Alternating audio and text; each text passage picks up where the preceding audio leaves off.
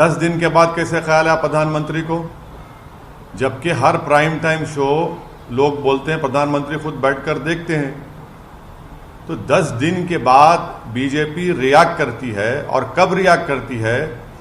जब देश के वाइस प्रेसिडेंट खतर को पहुंच रहे हैं तो प्लेन में जो प्लेन में होते हैं तो उनसे कहा जाता है कि आपका जो बैंक्वेट था वो कैंसिल कर दिया गया है। तो जब देश के वाइस प्रेसिडेंट खतर में होते हैं, खतर की सरकार हमारे देश के एम्बेसडर को बुलाकर उनसे कहती है कि आप माफ़ी चाहें, क्योंकि बीजेपी के एक स्पोक्स पर्सन ने प्रॉफिट मोहम्मद सल्लल्लाहु अलैहि वसल्लम की शान में बकवास बकी है, झूठ बका है। तो उसके बाद आप देखते हैं कि फौरन बीजेपी हरकत में आती है और बीजेपी अपने नेशनल स्पोक्स पर्सन के खिलाफ उसको सस्पेंड करती है। मैं देश के प्रधानमंत्री को जब भिवंडी में मैं जनसभा को एड्रेस कर रहा था, उस वक्त भी प्रधानमंत्री से अपील किया कि आप देश के प्रधानमंत्री हैं, आप अपने नेशनल स्पोक्स पर्सन के खिलाफ एक्शन लीजिए। ये गलत कहा उन्होंने, मगर देश के प्रधानमंत्री टस से मस नहीं हुए। और 10 दिन के बाद, क्योंकि गल्फ कंट्रीज में ये मसला बहुत बड़ा हो चुका था, इसलिए हालत मजबूरी में देश के प्रधानमंत्री ने अपने नेशनल स्पोक्स पर्सन के खिलाफ एक्शन लिया। ये सरासर गलत है। गलत इसलिए है क्योंकि एक्शन तो आपको 10 दिन पहले लेना था।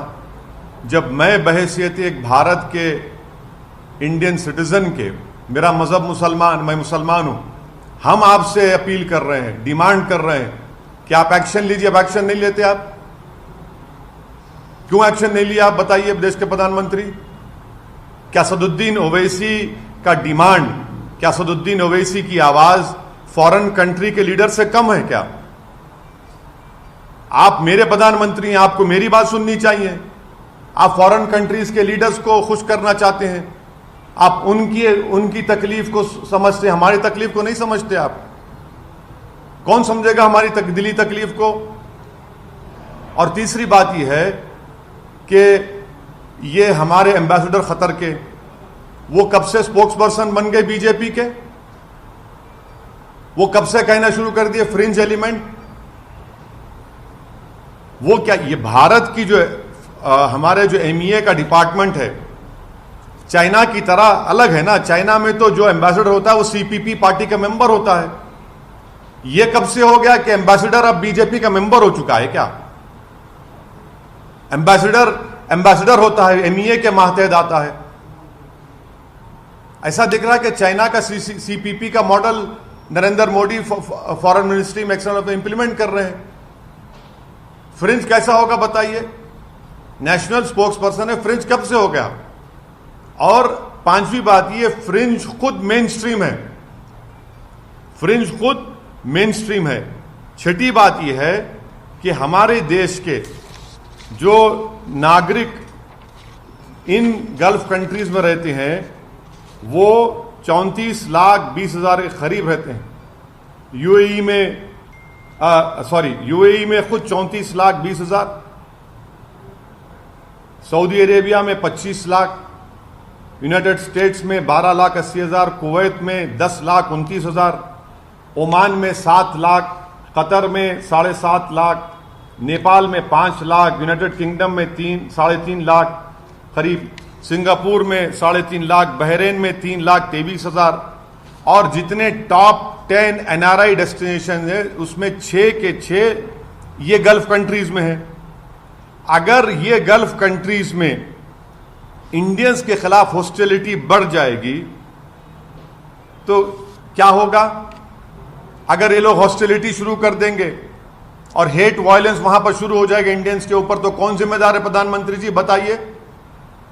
और देश को 55% रेमिटेंस यही कंट्री से आता है जिसका मैंने भी नाम लिया। क्या कर रहे हैं? कौन सी फॉरेन पॉलिसी है प्रधानमंत्री जी आपकी?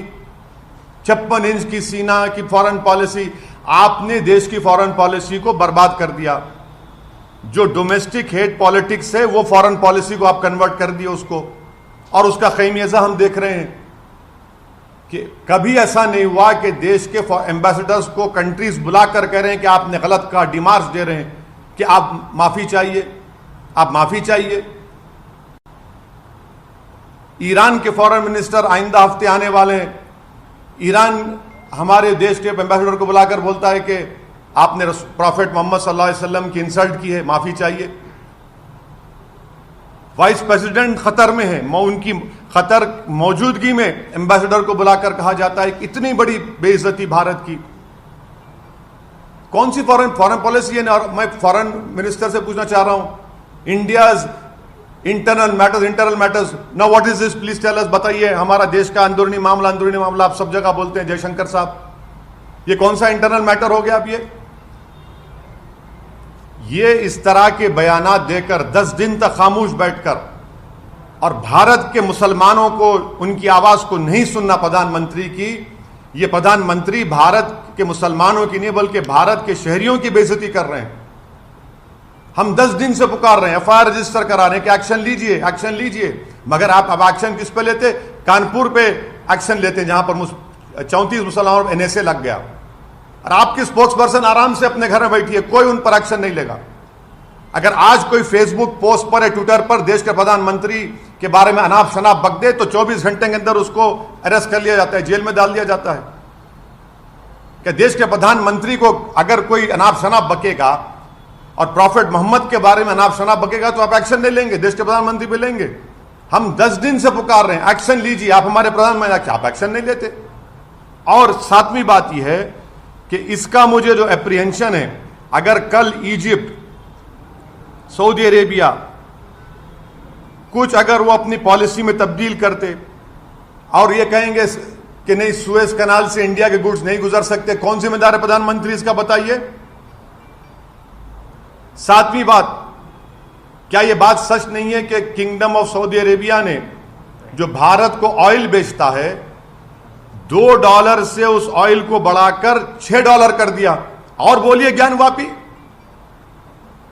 और बोलिए, गालियां दीजिए मुसलमानों को, इस्लाम को। अब ये $2 से $6 कर दिया है, और प्रधानमंत्री बताना पड़ेगा देश को, अमेरिका को रेट नहीं बढ़ा, सऊदी अरेबिया ने ऑयल बेच वही रेट पे बेच रहे हैं, भारत को $2 से $6 कर दिए।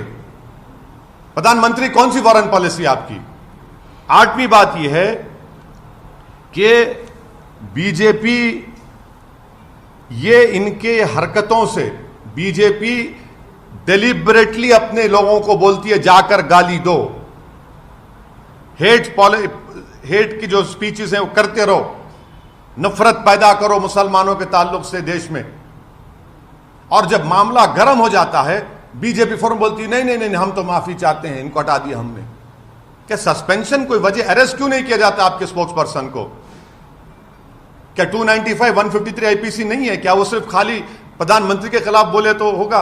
और जो स्पोक्स पर्सन को सस्पेंड करें वो अपना वीडियो जारी करके वो कहती हैं कि मुझसे तो देश के होम मिनिस्टर ने बात की, बीजेपी के बड़े बड़े नेताओं ने मुझसे बातचीत की और कहा कि हिम्मत मत हारो, तुमने सही कहा।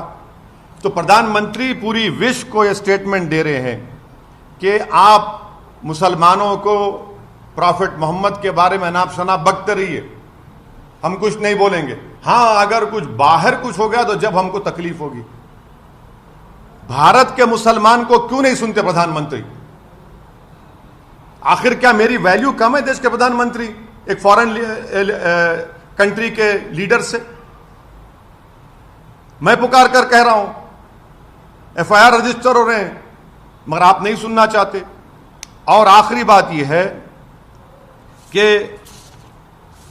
अब हम देख चुके हैं कि इसका बहुत बड़ा इकोनॉमिक खमियाजा भी भुगतना पड़ेगा, क्योंकि देश के प्रधानमंत्री इसके जिम्मेदार होंगे। हम ये डिमांड करते हैं कि सिर्फ सस्पेंशन नहीं बल्कि उस नेशनल स्पोक्स पर्सन को इमीडिएटली अरेस्ट किया जाना चाहिए। अरेस्ट क्यों नहीं किया जाता? कानपुर में गड़बड़ हुई तो 35 लोगों पर एनएसए लग जाता है। वो गड़बड़ नहीं होती अगर आप एक्शन ले लेते हैं अपने नेशनल स्पोक्स पर्सन के ऊपर।